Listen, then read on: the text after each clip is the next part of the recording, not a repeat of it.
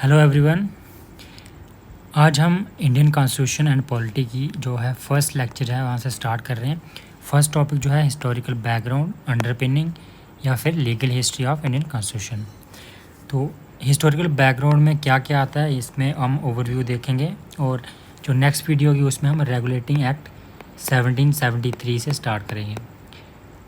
एक एक एक्ट पे एक एक वीडियो बनाएंगे ताकि ईजिली वो मेमोराइज हो। उसके साथ जो शॉर्ट नोट्स होंगे वो टेलीग्राम ग्रुप में डाल दिए जाएंगे। जो प्रायोरिटी रहेगी वो लक्ष्मीकांत वहाँ से नोट्स लिए गए हैं, और उसके बाद जो कॉन्सेप्ट्स हैं जो डी बासु के, तो इन दोनों को कंबाइन करके बनाया गया है। और प्लस जो बेयर एक्ट है उसको वहाँ से जो फैक्ट्स वो उठाए गए हैं। तो चलिए स्टार्ट करते हैं।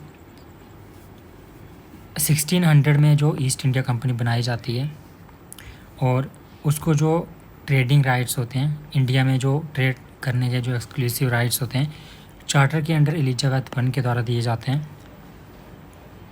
और उसके बाद जो 1600 से लेकर 1765 तक जो एज ट्रेडर्स वो काम करते हैं यहाँ पे। तो इसके बीच में जो 1600 के बाद जब वो ट्रेड कर रहे होते हैं, तो उसके बाद जब कॉन्फ्लिक्ट आते हैं, तो 1757 में प्लासी बैटल होती है, बैटल ऑफ प्लासी। उसके बाद 1764 में बैटल ऑफ बक्सर, और यहाँ पे वो जीत जाते हैं। और उसके बाद जो शाह आलम है उसके साथ 1765 में इलाहाबाद ट्रीटी की जाती है। और इस ट्रीटी के अंडर जो दीवानी राइट्स होते हैं बंगाल, बिहार और उड़ीसा के, वो ब्रिटिशर्स के पास चले जाते हैं, यानी ईस्ट इंडिया कंपनी के पास चले जाते हैं। तो ये जो दीवानी राइट्स हैं ये क्या थे, सिविल और जो रेवेन्यू राइट्स थे, इन तीन जो एरियाज़ हैं उनके। तो इसके बाद वो एज टेरिटोरियल पावर इमर्ज होते हैं। तो उसके बाद जो 1773 में रेगुलेटिंग एक्ट लाया जाता है ब्रिटिश जो पार्लियामेंट है उसके द्वारा। तो इस एक्ट के अंडर क्या किया जाता है, यहाँ पे जो ईस्ट इंडिया कंपनी की जो अफेयर्स हैं उनको रेगुलेट करने की कोशिश की जाती है, और यहीं से स्टार्ट हो जाता है कंपनी रूल। 1858 तक ये रहता है, और जो 1857 में जो रिवॉल्ट होता है उसके बाद 1858 में एक और जो ब्रिटिश पार्लियामेंट के द्वारा कानून बनाए जाते हैं। तो इस एक्ट के अंडर जहाँ पे जो कंपनी रूल चल रहा है, तो कंपनी रूल को हटा के यहाँ पे जो डायरेक्ट जो कंट्रोल है वो ब्रिटिश क्राउन का आ जाता है। तो जो कंपनी रूल चल रहा था जब 1773 से 1858 तक, तो कंपनी ने कौन कौन से जो लॉज बनाए हैं, कंपनी रूल के अंडर जो कौन कौन से लॉज आए हैं बाय द ब्रिटिश पार्लियामेंट जो बनाए गए हैं कंपनी को रेगुलेट करने के लिए, वो हम देखते हैं। फर्स्ट जो है एक्ट ऑफ जो रेगुलेटिंग एक्ट 1773, उसके बाद जो एक्ट ऑफ सेटलमेंट 1781, उसका Pitt's India act 1784, charter acts जो हैं 1813 का, 1833 और 1853। तो जैसे ही कंपनी रूल ख़त्म होता है बाई एक्ट 1858, तो डायरेक्ट जो है क्राउन रूल जो है वो स्टार्ट हो जाता है। तो क्राउन रूल के अंडर जो कौन कौन से जो एक्ट्स आए हैं, act of 1858, 1861 Indian council act, Indian council act 1892, 1909, 1935 और लास्ट में जब इंडिपेंडेंस एक्ट 1947। तो 1947 तक क्या रहता है, क्राउन रूल रहता है। तो इसी टाइम में जब ये क्राउन रूल, ये जो लॉज आए जा रहे हैं, उसके साथ साथ जो एस्पिरेशनल डॉक्यूमेंट्स हमें देखने को मिलते हैं, ये भी एक हम बैकग्राउंड में डिस्कस कर सकते हैं। इसको भी हम बैकग्राउंड में लिख सकते हैं। जैसे कॉन्स्टिट्यूशन ऑफ इंडिया बिल 1895, जिसको हम स्वराज बिल बोलते हैं, एनी बसंत और तिलक के द्वारा लाया गया था। और उसके बाद आता है रेवोल्यूशनरी बिस्मिल के द्वारा, जो HSRA के मेंबर थे और फाउंडर भी थे। कॉमनवेल्थ ऑफ इंडिया बिल 1925, उसका जो Nehru report 1928, constitution of free India 1944 MN Roy के द्वारा लाया गया था। Draft of Indian women's charter and rights and duties, women के राइट्स की बात की गई इसमें। उसके बाद जो Gandhian constitution of free India 1946 में।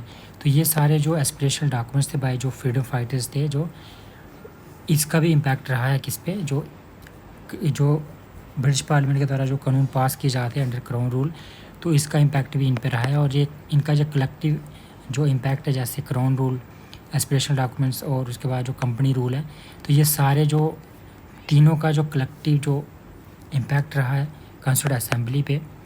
जैसे सबसे पहले हमने देखा कंपनी कंपनी लॉज, उसके बाद जो क्राउन लॉज, उसके बाद जो एस्पिरेशनल डॉक्यूमेंट्स, इन तीनों का जो इम्पैक्ट रहा है जो कॉन्स्टिट्यूंट असेंबली पे, और इसमें जो मेंबर्स थे इन सबको देख के, और अदर जो इंटरनेशनल जो इम्पैक्ट रहा है, इंटरनेशनल इम्पैक्ट जो अलग अलग कॉन्स्टिट्यूशंस थे उन सबको देख के वहाँ से जो कॉपी बारो किए हुए हैं। तो उसके बाद क्या बनता है, constitution of India act, constitution of India 1949 में कंप्लीट होता है, और 26 जनवरी 1950 को वो फुली क्या होता है, इन्फोर्स यानी इम्प्लीमेंट हो जाता है। तो सबसे जो पहला स्टेप हम देखते हैं, रेगुलेटिंग एक्ट ऑफ 1773। इसको फर्स्ट स्टेप माना जाता है to regulate the affairs of company. Company के जो अफेयर्स थे उसको रेगुलेट करने के लिए जो फर्स्ट स्टेप है वही था British parliament. Political and administrative functions of company were recognised for the first time. जो भी पॉलिटिकल और एडमिनिस्ट्रेटिव फंक्शंस थे कंपनी के उनको फर्स्ट टाइम रिकॉग्नाइज किया गया by the British parliament. It led the foundation of central administration in India. कैसे central administration की जो फॉर्मेशन हुई वो हम देखते हैं फीचर्स में। फर्स्ट फीचर क्या है, गवर्नर जनरल ऑफ बंगाल की पोस्ट बनाई गई, और फर्स्ट जो गवर्नर जनरल ऑफ बंगाल था वारेन हेस्टिंग। इससे पहले क्या होता है, गवर्नर ऑफ बंगाल, इसको हटा के गवर्नर जनरल ऑफ बंगाल बनाया गया, और फर्स्ट कौन था, वारेन हेस्टिंग। उसके साथ एग्जीक्यूटिव काउंसिल बनाई गई 4 मेंबर की जो असिस्ट करेगी गवर्नर जनरल ऑफ बंगाल को। दूसरा सेंट्रलाइजेशन, यहाँ पे जो बॉम्बे और मद्रास थे उनको बंगाल के अंडर उनको सबऑर्डिनेट कर दिया गया। यानी कि जो बॉम्बे और मद्रास प्रेसिडेंसीज थी पहले इंडिपेंडेंट हुआ करती थी तीनों, अब क्या कर दिया, जो बंगाल है उसके अंडर लाया गया दोनों को।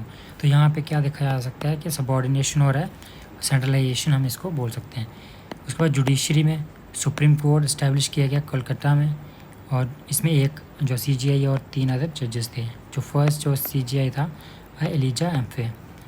ट्रेड के रिगार्डिंग क्या इसमें कहा गया, इसने प्रोहिबिट किया है प्राइवेट ट्रेड को, और इसके बाद जो ब्राइब्स वगैरह जो नेटिव्स देते थे ब्रिटिश ऑफिसर्स को उन पे जो है बैन लगाया गया। उसके बाद जो कोर्ट ऑफ डायरेक्टर्स एक पोस्ट बनाई गई जो लंदन में होगी, एक जो बॉडी थी उसमें जो लंदन में होगी, और उसका काम क्या होगा, वो रिपोर्ट करेगी ब्रिटिश गवर्नमेंट को कौन कौन से इश्यूज़ पे, रेवेन्यू पे, सिविल और मिलिट्री अफेयर्स पे, ये इसका काम था। तो ये था regulating act of 1773। Next session में हम देखेंगे नेक्स्ट जो एक्ट है 1781 का है,